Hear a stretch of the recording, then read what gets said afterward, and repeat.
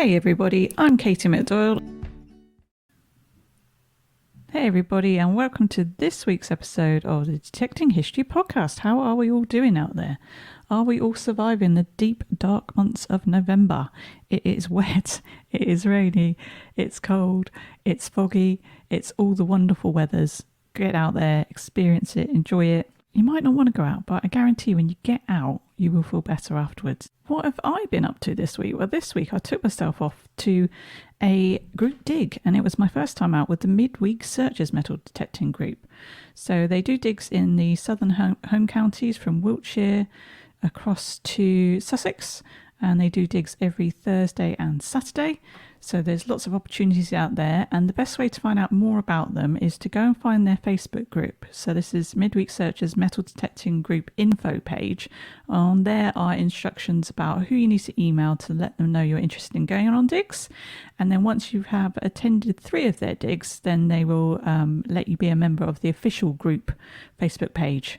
So go and check them out. So it's Midweek Searchers Metal Detecting Group info page. Everyone's lovely. Very, very well organised, and people couldn't be more welcoming, and it was just a lovely day. Very, very wet day. I didn't find anything. I found a couple of musket balls and a couple of buttons. I just loved being out there though. It was brilliant, and everyone was really friendly, saying hello as they went past me. And we were all in the same boat. We were all absolutely soaked, but there was some really good finds on the day, and I was seeing some of the posts on Instagram. People finding, I think, a gold stater and some more gold and crotal bells. Unfortunately, I didn't walk over it, so I didn't find it. But yeah, go and check them out. TV recommendations. So this week there is a couple of things I want to tell you about. First of all, the last series of The Crown is on. I haven't started to watch it yet, but I absolutely love it. And then also there are a couple of things coming up. So I wanted to tell you about The Princess in the Tower. So that is actually on tonight for me, last night for you, but it's on 4OD, so you'll be able to catch up if you haven't managed to get it on your recorder. Anyway, your recorder, am I from the 80s? It'd be on your set-top box, of course, I know what to say. So yeah, it's all about the Richard III and whether or not he killed off his nephews. Apparently there's new evidence, but at least they're going to go through whatever evidence there is in the first place. So go and check that out. Really excited about that. And thank you. I was on the Sassy Searchers Ladies Metal Detecting Tribe group Facebook page, and a lady called Margaret let everyone know on there that was going to be on. So thank you, Margaret, for sharing that news. And then finally, there is a new Julius Caesar, The Making of a Dictator new docudrama, which is starting on the 27th of November. So if you want to brush up on your Romans, check that out. I'll be checking it out, and it looks really good actually. That will be on the BBC. I'm looking forward to that. Big exciting news, the Advent calendar competition has gone live on Instagram. You will have seen the videos. If you're following Detecting History Podcast on Instagram or Facebook, you will see that I have launched a competition with the help of my friend Darren Booth, History Unearthed. And what it is I'm asking you all, as I told you last week, to please send in, if you want to, your pictures of your best finds of 2023. I'll then go through and we will place the best finds of 2023 from our listeners on the Advent calendar, and you'll need to check in with our Instagram and Facebook stories every day to see what is revealed behind the door, like a normal Advent calendar. So behind door number 1, and then if you see your find, that means you are one of the prize winners. We'll work our way all the way through December, and then when we get to day 24, door 24, if your find is behind door 24, you are the winner of the Detecting History Podcast 2023 Find of the Year. So you'll be getting a trophy and other bits and pieces as well. So if you appear on the Advent calendar, you're going to get something. I'll be sending you something. So get your entries in. I'm really excited. It's going to be a lot of fun, and it'll help us get through, again, those dark months of December, and something to look forward to. Don't forget, you can buy me a coffee. If you'd buy me a coffee in real life and you're a fan of the show, please consider doing so in the virtual way to help cover the costs of producing the podcast. I really appreciate it. And to do that, you can go to www.buymeacoffee.com/Detecting History Podcast. What else is going on? Okay, so I'm going to warn you now, there's going to be a massive announcement coming next Friday. So you want to check out our socials. Next Friday, you're going to hear news of something really exciting coming up. I can't spoil it now. I can't tell you what's happening. But if you look out for the socials on the Detecting History podcast, Facebook or Instagram, something exciting is going to be announced next Friday the 24th. And then the final piece of exciting news is that for this week, I've started to upload the video footage of the interviews. So if you go over to the YouTube channel, so at Detecting History Podcast, you will see this week the video feed of my interview with Jake Detects. So go and check that out. I've left it kind of raw, so do excuse pauses or ums or ahs, but it would take a really long time to edit that, and my skills just aren't there yet, but they will be soon. So go and check that out, enjoy it, subscribe, like the video. It's not going to happen every week because I'm very aware that some people don't like to be on camera or to have their faces shown. So Jake was happy to do this on this occasion. And so some weeks we'll have it, some weeks we won't. Okay, that's all the news I have. So enjoy the interview now with Jake Detects. Welcome everybody to the Detecting History podcast, and we are joined this week by Jake Detects. How you doing, Jake? I'm here for you. I'm ready for you. You're so ready, aren't you? You're so ready. I love it. I'm ready. Absolutely. And Jake, we can find you on Insta under Jake Detects. So I looked just a little while ago and you're at 4,996 followers. I sense that you're going to slip into 5,000 followers tonight on Instagram. So that's massive. And then you've got your YouTube channel as well, haven't you, at Jake Detects, and you've got loads of vids up on there as well. So it's very cool. Whereabouts are you based in the UK? Where do you do all your good detecting work? So I'm in the Northwest. I'm based in Lancashire, in a city called Lancaster, which you might have heard of before. But I do most of my detecting in Cumbria. Nice. We have a lot of people from up there on the podcast, and you will find good stuff up there. I'm looking forward to the tales of all your best finds. How long have you actually been detecting? So I think this is my 4th year now. But I class it as my first proper year detecting because I did go pretty much every night after work. I finished work at 3. So I just go detecting straight away. I mean, what else do I do other than if I had something else to do, basically? and so, I class this as my main year detecting. You know, my other 3 years was just using a cheap detector and not really into it, but doing it, if that makes sense. Yeah. And now you're full guns. You're going for it in a big way. I love that. Full guns blazing. All guns blazing, get it done properly. Nice one. And so let's touch on what you actually love. What's your drive? Why do you love detecting? What does it give to you? What does it give to me? Many things, and it's done a lot for my health, without a doubt. I think when I first started, I was quite a hefty lad. I mean, I think I was about 16, coming up on 16 stone. Wow. And now I'm at 11.5. And it's literally because I've just dieted and went detecting every day. I am not joking. And it's worked. It's completely worked for me. It's been fantastic. So in that sense, it's done really well. Brilliant. Wow. Yeah, because we go for a long, slow walk, don't we, us detectorists? And we'll be out there for hours and hours. When you actually look at how many steps you do. And not only that, when you're digging like 100 holes, it's a real big physical exertion, isn't it? You really drive home those calories. It must be. Yeah. I don't know how many calories you burn, but you must, say, for example, I start at a weekend and it's 7 o'clock in the morning and I finish at maybe 4 or 5 o'clock in the afternoon. Without stopping, I never really do stop, really. I might stop for a drink or, some lunch, but that's it. Yeah. So you must burn a lot of calories. Yeah, I reckon you do. I've been putting up my Go Terrain map when I've been detecting recently. So I'm just doing an experiment to see how long it takes me to actually cover a field. And it's taken forever, as I thought it would do. And on there, I've been setting on I've got an Apple Watch. So I've been looking and setting a workout. And looking at the calories, it says I burn on there like easily 600-700 calories just with the workout that I'm doing over those hours. Is that what it is? Yeah. Yeah. And I go slow and I only go for about 3 or 4 hours. So I can't imagine what you're burning. It's significant. No, I mean, Yeah, that's what I mean. Even if you're doing 1,000 calories, that's brilliant. That's really good. Yeah. Yeah, really So, good. so yeah, well, apart from calories and, well, it goes hand in hand, so. The physical version that starts the, all of the different bits and pieces in your brain, you get everything going, and that helps your mental health, doesn't it? And then being outside, and 100%. it's a full package. I've said it before that they're going to start prescribing metal detecting on the NHS, I'm certain. They need to. They literally do. They need to, because it does a lot for people. And even if you might not have an interest in like history or something, I think if you start finding stuff, you probably will. Yes. You probably will develop a slight interest, and you probably continue doing it. Yeah, So, absolutely. It's totally addictive. So how did you get into detecting then, Jake? well, I've got to put it down to my mate Danny. He's on Yeah. Instagram as well. Where there's money. He's All right. a Nice. veteran detectorist. Yeah.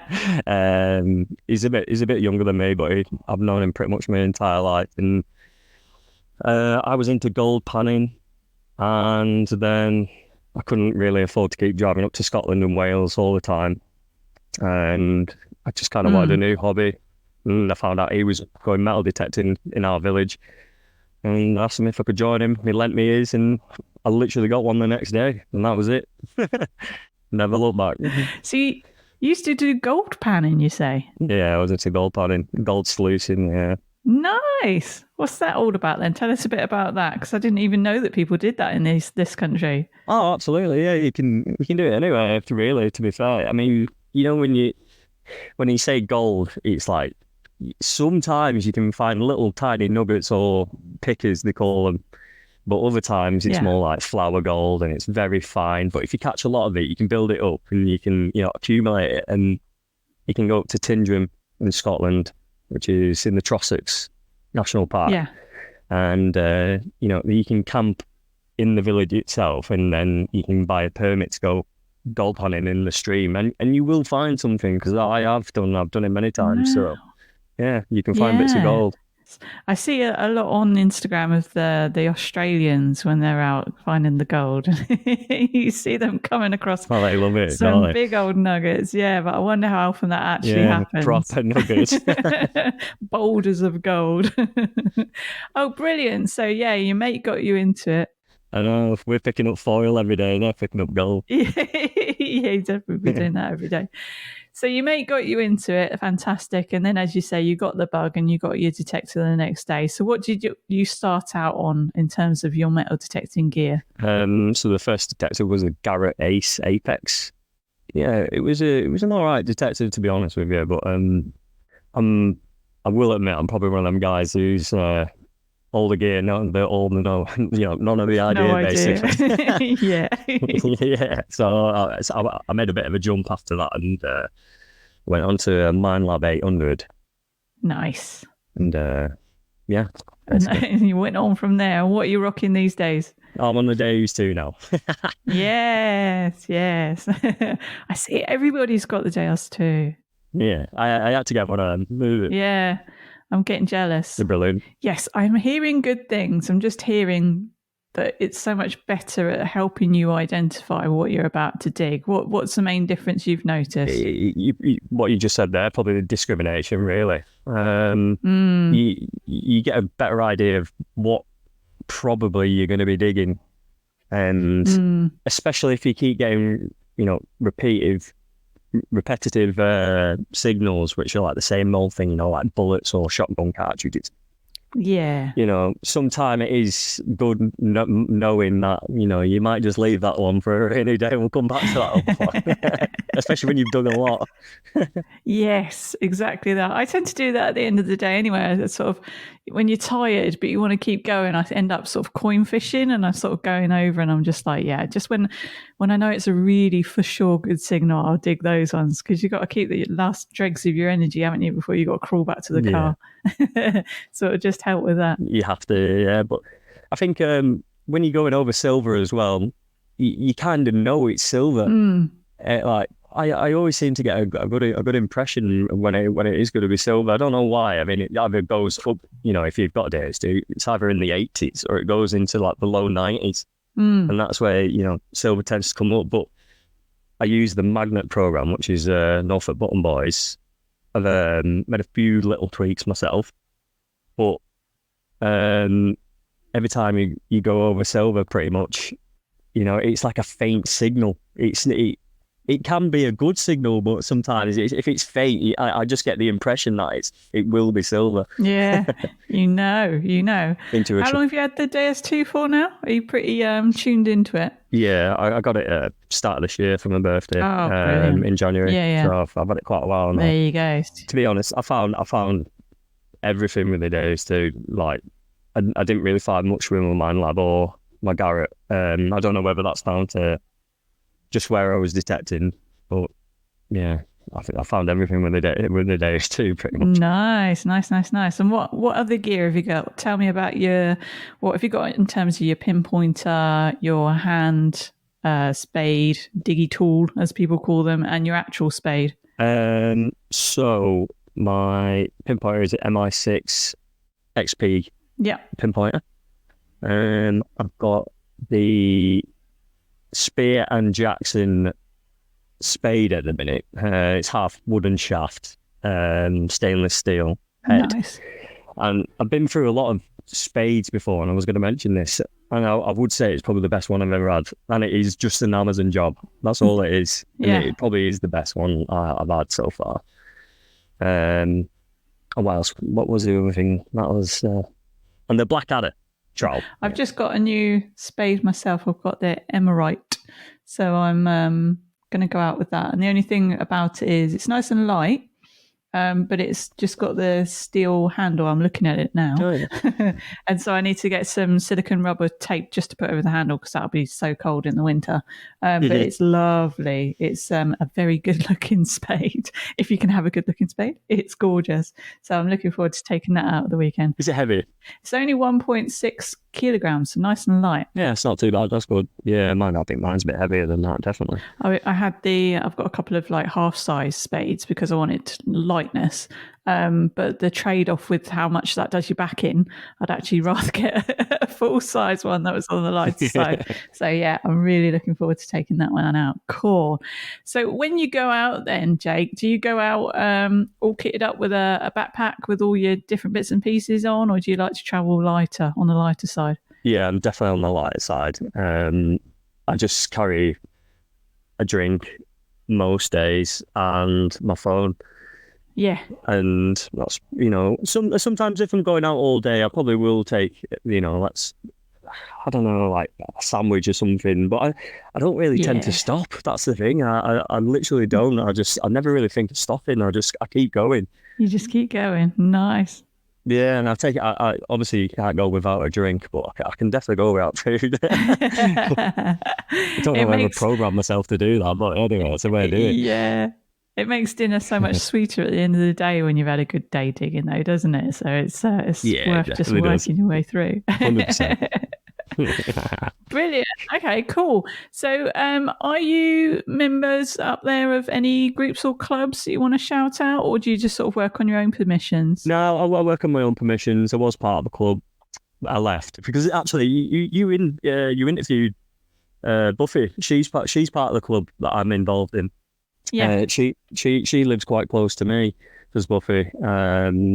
Yeah, no, it wasn't for me. I like to do things just by myself, really. Yeah. I go with my friend quite often, but no, most of the times I'm just by myself. Yeah. No, it's nice, isn't it? I mean, I rarely go on group digs myself just because I've got such a great permission and there's just so much land to work on. So yeah, I'm the same. And then that way I can go like yourself anytime I want after work, any day of the week. You don't have to wait for a dig to come up. So I'm exactly the same. Yeah. No, it's good. Yeah. I mean, I would recommend. Have you ever heard of the Halve digs up here? No, before? I haven't. Hindburn and Ribble Valley digs. No, they're a metal detection club up here, and they have digs on every weekend, and they do an absolute fantastic job putting digs on for people. Yeah. Unlimited numbers. They get some awesome land. Yeah. I found loads of hammers and loads of bits and bobs on them, and for people wanting to start up metal detecting and they don't have a permission, it's perfect for them. Really is, and it's reasonably priced as well. So I'll Nice. give them a shout. Yeah, give them a shout out. That's brilliant. Yeah, that's the thing, isn't it? Some people really do struggle to get permissions, don't they? So that's a really good top tip. Thank you, Jake. So there you go, everybody. Go and check them No out. problem. Right, so we'll move on to then, and I've been stalking your Instagram, of course I do with all our guests, and I want to talk to you about the finds you've had, and you've had some flipping amazing finds, if I don't mind saying myself. Oh, thank you. Do you want to talk through your own personal favourite objects? What are your favourite things? I mean, you've got your best things, but also favourite things. Yeah. So I say my favourite thing is probably the Roman S-type brooch that I'd found. Very early Roman and incredibly rare. And it is literally brand new. I couldn't believe it when I found it. Yeah. And I found a Marcus Aurelius coin right next to it as well. So chances are it's probably dropped with each other because I didn't find anything else other than that. And but the S-type brooch, I just think it's amazing. It's fantastic. It would have belonged to a soldier as well. Yeah. So, or a centurion. Yeah, absolutely beautiful as well. You can see that on your Instagram. That's a great find. Yeah. What else have you got? And I've got some. I mean, I've got them next to me. To be honest with you, I'm just it's just so I can have a bit of a reminder. Nice. So I found a Bronze Age spear tip. And I've always wanted to find a bit of Bronze Age, but the dream, yeah. And I managed to find a fragment of the spear tip. That was nice. I mean, I love all the hammered coins as well. I am happy when I find a hammered coin. There's nothing like it, is there? It's the strangest thing when you see a hammered coin coming out of the ground. It's just like, oh. It's like everything's complete. You know, I went to Detectiveville this year with my mate, and I didn't really find anything when I was there at all. I think I had one good find, and that was a hammered coin. And that was it. I thought my weekend, that's worth the drive. That's all you need. Yeah, and it was blank as well. I can't even tell what it is. So, but still awesome. No, I think the S-type brooch is definitely my favourite find. But I think my best finds will have been the gold hammered coin and the gold pin that I'd found as well. And the gold pin. Yeah, let's talk about this Tudor gold pin. Tell me about it. Tell me about the day when you found that. It is absolutely stunning. Yeah, wow, I couldn't really believe it when I found it, to be honest with you. I didn't understand at first what it was. I did think it was foil until I cleaned it away a bit, and I saw like a bit of a design, and I was like, what's this? And it did take a little while for it to sit in, but it was a good feeling. It was a very good feeling. But it's not Tudor as well. There's a bit of a discrepancy on that because there's a strong parallel between Saxon and Tudor gold pins. Yeah. And this one that I'd found is like there's parallels between a Tudor and the Saxon side, but there has been more people that have approached me and said it's Saxon as opposed to it being Tudor. Oh. So I've had a letter today from the coroner. Its inquest is on the 21st of December of this month, and I have been approached by a few people which I can't name, but I can say where they were from. They were from Noonans, and people in the British Museum who had said to me that is not Tudor, it is 11th century Saxon, and that's what they've compared it to. Yeah. But anyway, we'll leave them to it. I found it. If they want to, but I think the Tudor ones anyway. Have you ever seen a Tudor bullhead pin before? No. Well, actually, they're quite not a common find, but a few people have found them before. But they're not pure gold. All the ones on the Portable Antiquity Scheme website, the database, they're all gilded silver. But mine is pure gold, and there has been absolutely no Tudor one at all that I've seen anyway. That's been recorded. This is the only one, so that's why people are saying it's probably most likely Saxon. Yeah, adds to the argument, doesn't it? Yes, it does. Wow. Yeah, so you leave the experts to thrash that one out, but unbelievable nonetheless. It's Yeah, so gorgeous. Just looking at the detail of it, it's just so, so beautiful. it And is just to great. think how they made that in a day, it's just, oh, it's lovely. Again, that's on your Instagram feed. So Yeah, everybody go and have a look at that one. Very thank you. exciting. Looking forward to hearing about the result of that inquest and what's Hmm. going on next and where it's going to end up and all that stuff. Very Me too. exciting. And your Edward the Third Quarter Noble as well. You've got that up on there, haven't you? That would Yeah, look really nice. I've got that here with me actually, right next to me. Have you? You got it right there, so you can look at it and gaze upon it. What did you think when you? What did you think when you turned that out of the ground? That was probably the best feeling I've ever had finding something. Well, 100%. I found it a week after I found the gold pin in No the same way. field. No way. No, I did pretty much the same field anyway. It was just literally through a snicket of hedges into another field. But Yeah.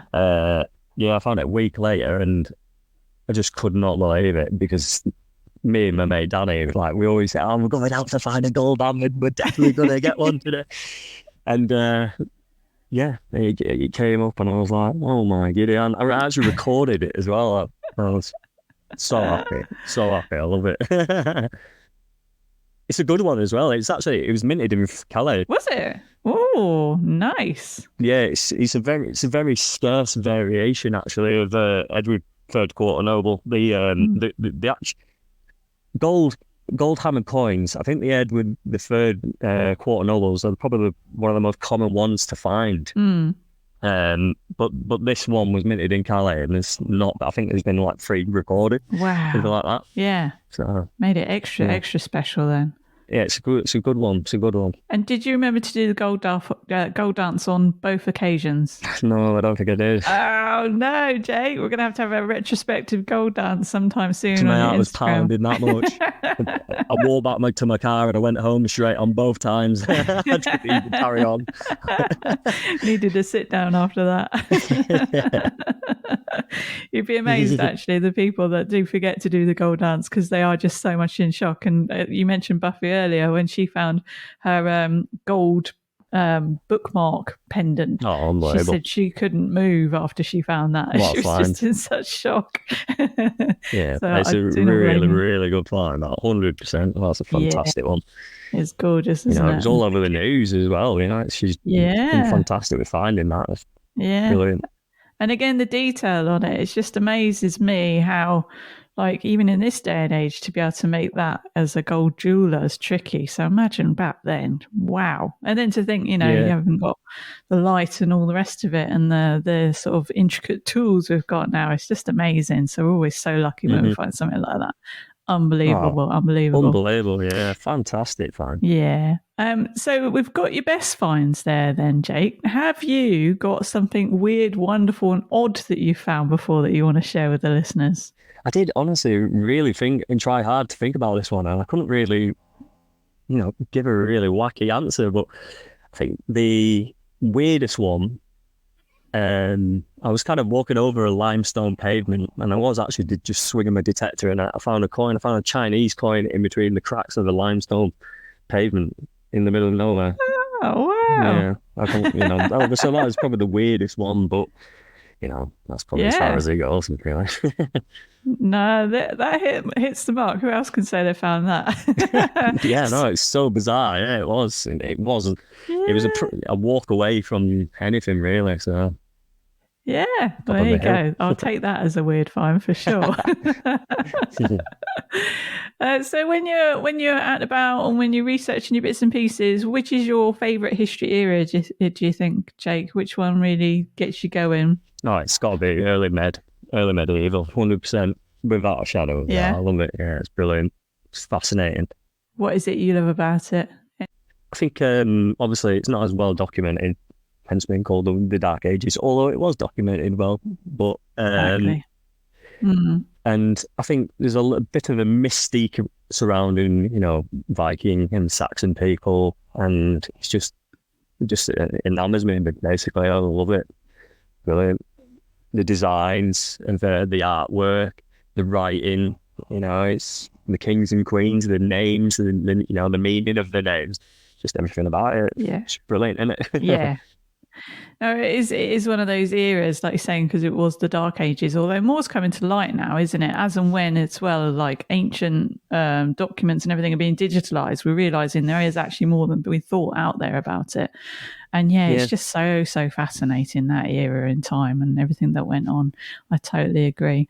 And so, yeah. would you say your favorite monarch or emperor is part of that time period, or is that a different person altogether? Yeah, it is a different person actually. It is an emperor, and it's Marcus Aurelius, 100%. He's my favorite. Tell me something about him. I don't know too much on my Well, Romans. he was probably one of the. I think he was called one of the five good emperors. Um, he was a man. He was a stoic who Oh, saw himself as a stoic.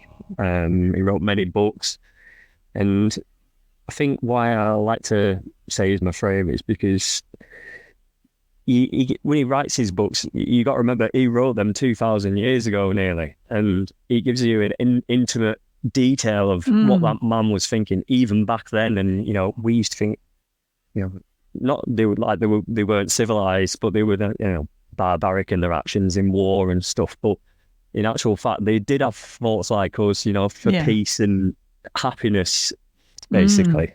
yeah.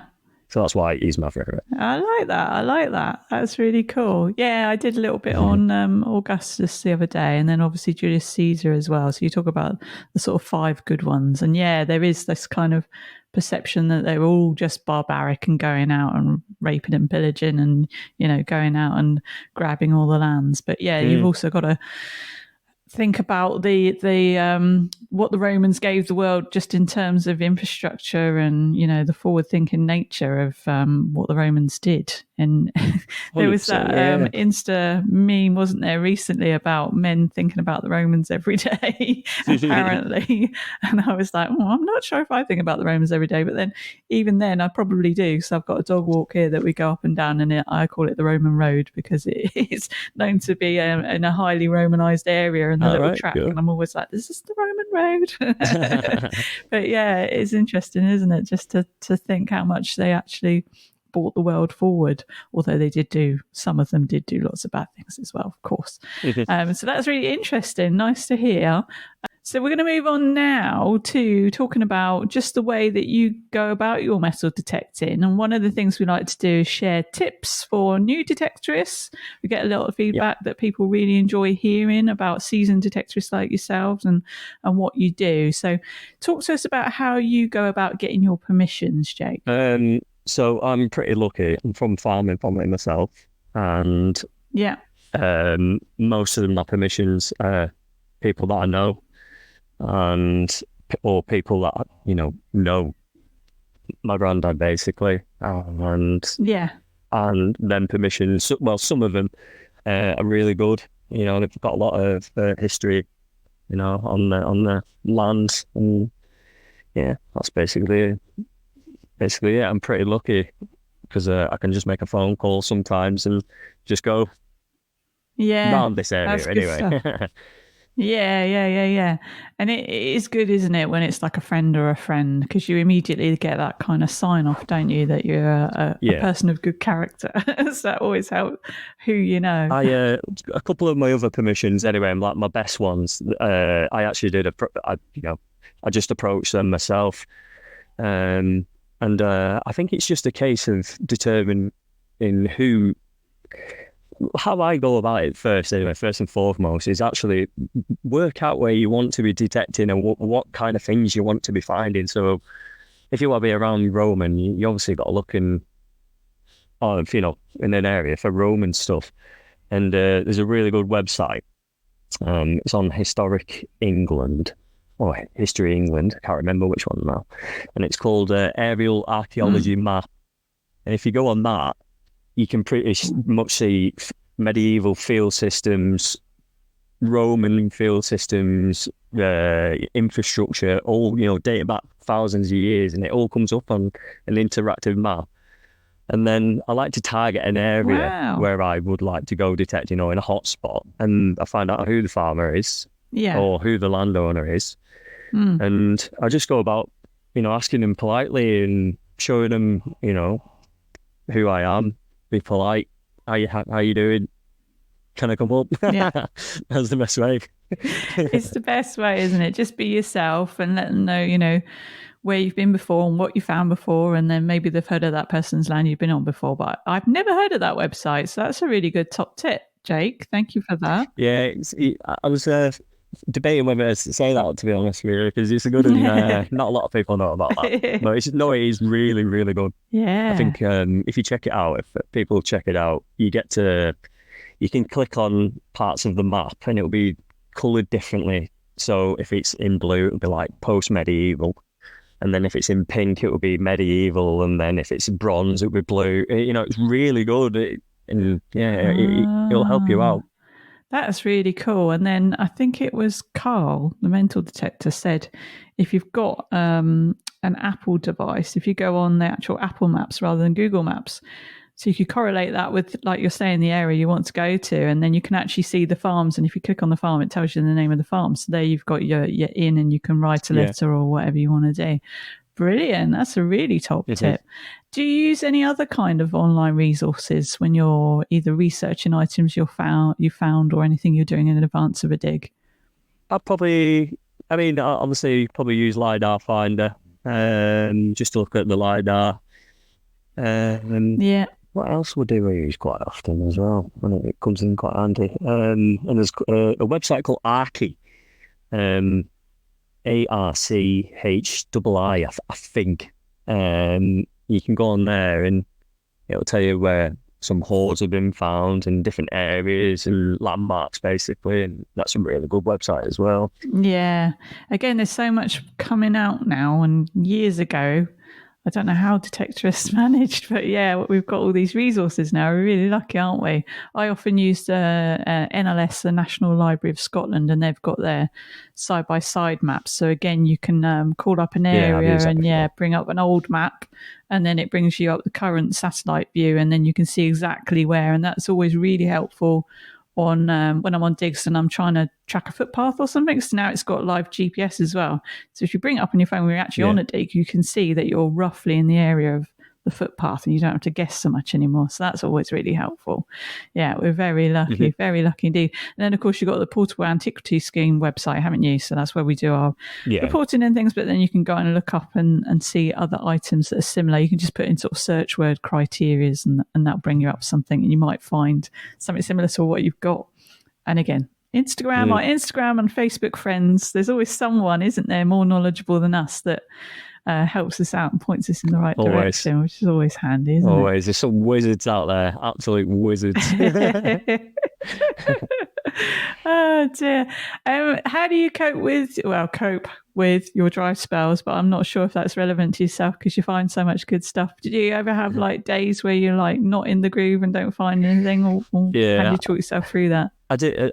To be fair, I do have a lot of dry spells, and it's just perseverance. You go out and you go, please, please, please, can I find something? Eventually you will. You will. It's inevitable. If you keep going over, locations and going round and round, eventually you'll come upon something. It'll just take time. So don't give up straight away is basically it. Don't give up. Yeah. Just keep swinging, just keep swinging. I always tell myself when I'm phoning a load of crap, I'm just like, oh no, it's fine because I'm taking that out now and I'll only get the good signals.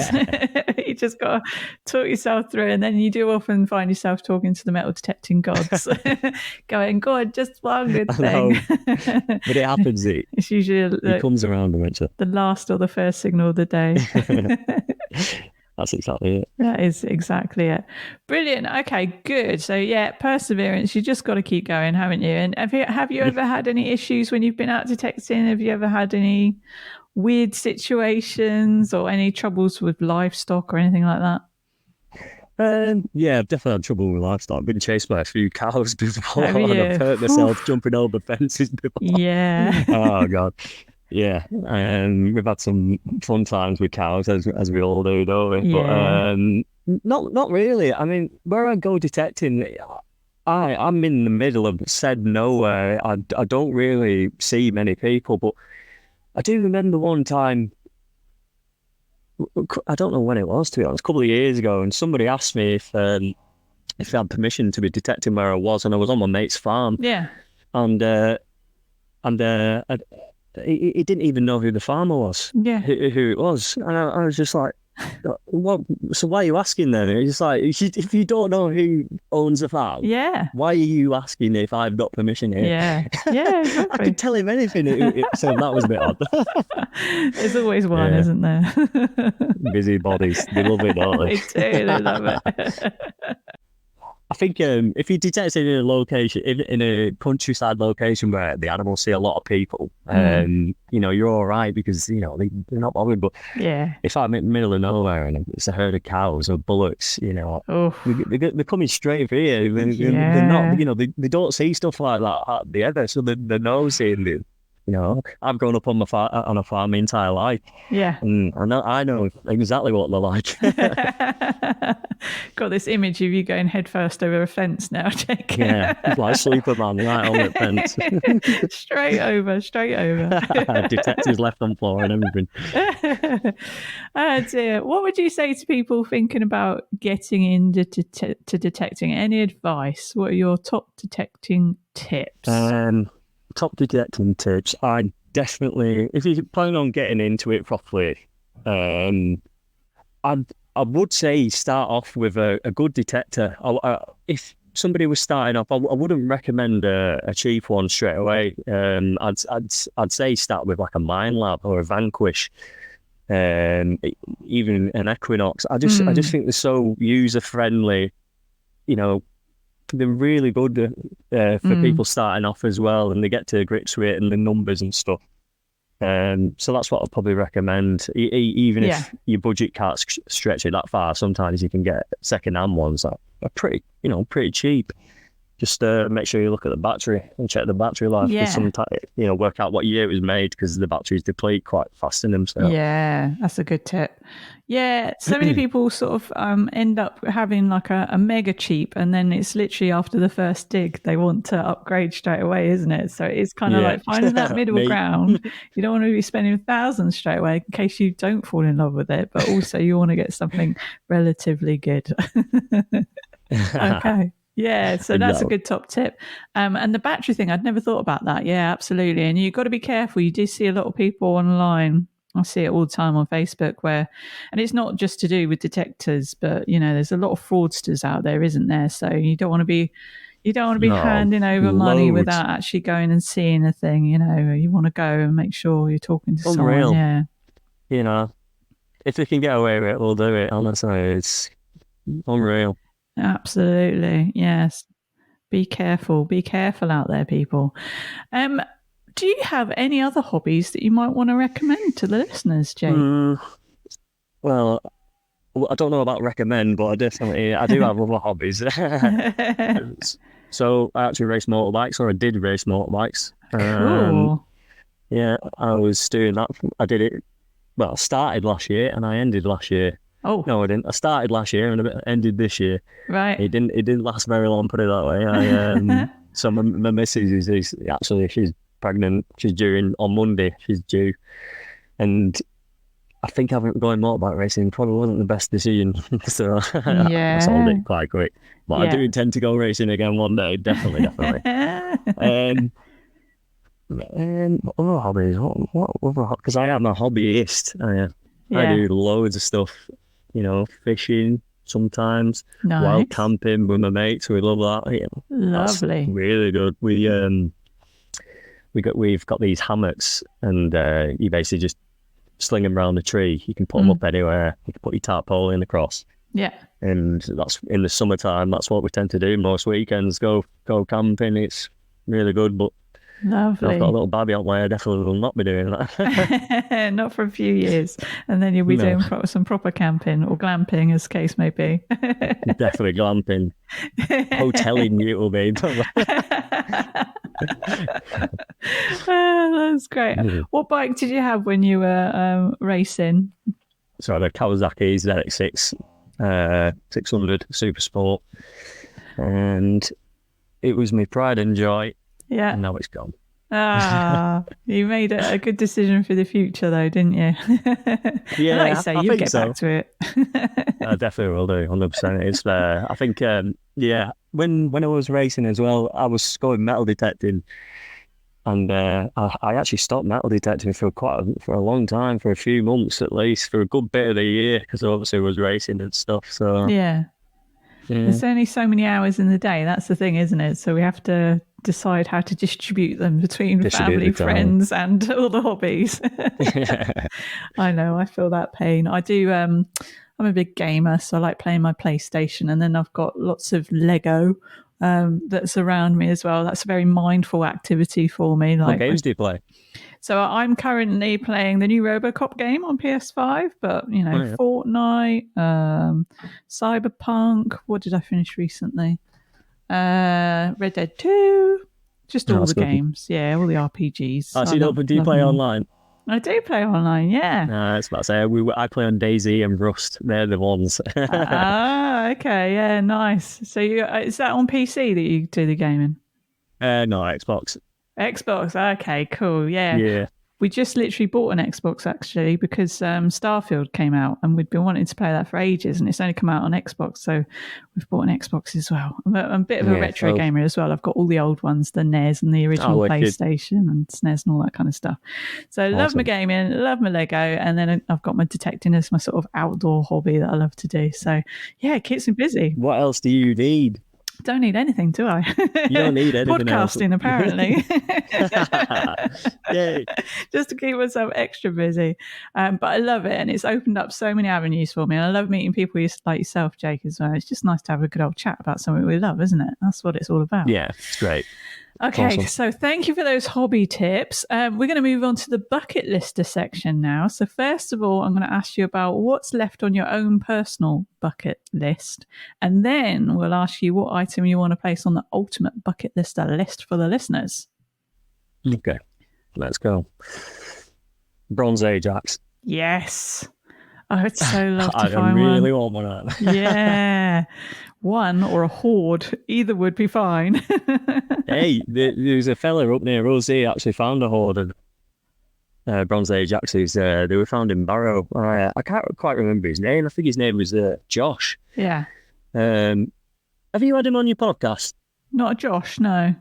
No, I might be thinking so. He was interviewed by BBC and he was on the news. Yeah. They found a horde of them. I can't remember how many, but I think Barrow's probably about 30, 40 miles away from here. But Yeah. yeah, a few of my friends had found one, and it's just imagine holding one of them. Oh, Well, I have done before, but my own. your own, Yeah, exactly. I want one. Yeah. Need one. Yeah, I think if you want to be a fully fledged detectivist, I think you've got to find one of them It's all about. because they are about. They yeah. are about. Yeah, they are. They're all over the place. And just, they're so beautiful, aren't they? That shape and then that green that they come out of the ground. Oh, so nice. Yeah. Yeah. Fantastic. Excellent. Some of them are beautiful. The colour is from, some of them really nice. Yeah. And you can find Iron Age socketed axes as well. Mhm. I don't know how good they come up though, but you can actually find them. I think a couple have been found recently up here, and yeah, they were quite nice. Yeah. Yeah. No, excellent item on your bucket list, your own personal one, on mine as well, of course. What item though, Jake, would you like to place for our listeners on the ultimate bucket lister list? And this will be item number 13, I think, on our list. Oh, lucky number 13. Lucky number 13. It could be wild and wacky and super and mega, like the crown jewels, or it could be something quite obtainable. I will say Charles I Chester Mint half crown. Oh, I like how specific you are with that one. Lovely. Because someone found one up near me on one of them half digs that I said before, and Yeah. I think it sold for about 35 grand. Oof, nice. Unbelievably rare. I think that's a really good one. That's an excellent bucket list for many, belter. many reasons. Excellent. And I'll enjoy doing a little bit of an extra section on that as well about Charles I and that particular coin and that mintage. Lovely stuff. Great choice, Jake. Thank you. No problem. Anything else you want to chat about? Have you got any promotions, anything you wanted to bring to the listeners on the podcast today? And then I've got a listener question for you. Of course. So, if you want to come and go and check my Instagram out, it's Jake Detects. If you want to check my YouTube out, Jake Detects. Nice and easy. I haven't been doing much recently, obviously with the things I've got going on at home and stuff. Busy lad. But eventually we'll get back round to it again. When I first set out posting on Instagram and doing my YouTube and stuff, I don't really like showing my face. I don't think I even have a picture of my face on my Instagram. I mean, I might do, but I just, I don't do anything other than just to show the amount, the nice finds we're finding in the place where I go detecting, because I just think it's probably one of the most beautiful places in the world. I love it. I get so many people ask me, where I'm at, and obviously I can't really say too much, but it's a fantastic place to live, in countryside out where.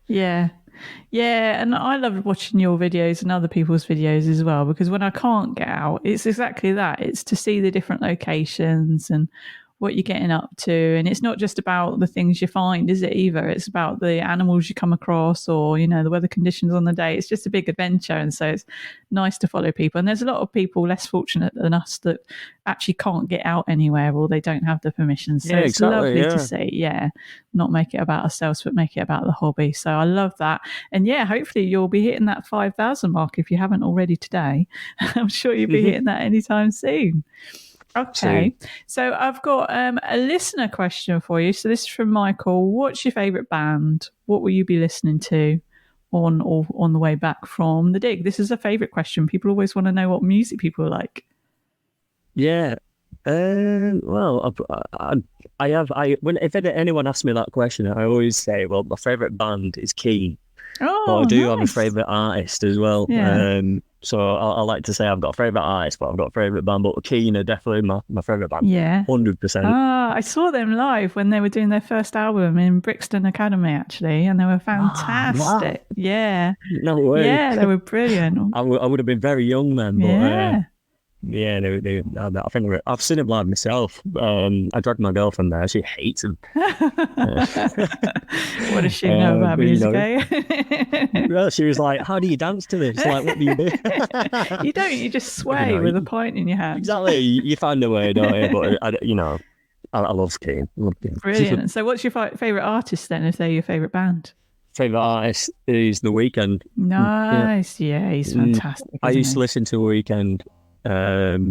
Not to say I'm his number one fan or fanboy kind of thing, but I listened to The Weeknd before he was even famous on SoundCloud and stuff. Yeah, because his identity back then was secret. Nobody knew what he looked like or who he was, kind of thing. He was just like a secret artist kind of thing, and I used to listen to him back then, and look at him now. Yeah, exactly. Look at him now, and I really love his music.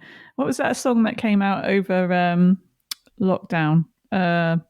Lights. Blinded by the Lights, right? Blinded by the Lights, Love that. And then the dance craze took off, didn't it? And it was just all people doing the little dance in their own houses because it was lockdown. It was brilliant. I do enjoy What else do you do? Excellent. So 2 good choices there. Anyone you want to shout out, or who would you like to hear on the podcast, Jake? And I'll try and get them on just for you. Get my mate on, Danny. He's a well-informed, intelligent guy, and I think he'll have some good things to say. Really, he's a font of knowledge, and he's funny as well. Yeah. What's his handle on Insta? So it's where there's muck, there's money. That's it. Love that. Where there's muck, there's money. Danny, I'm coming for you. I'm going to get you on the podcast.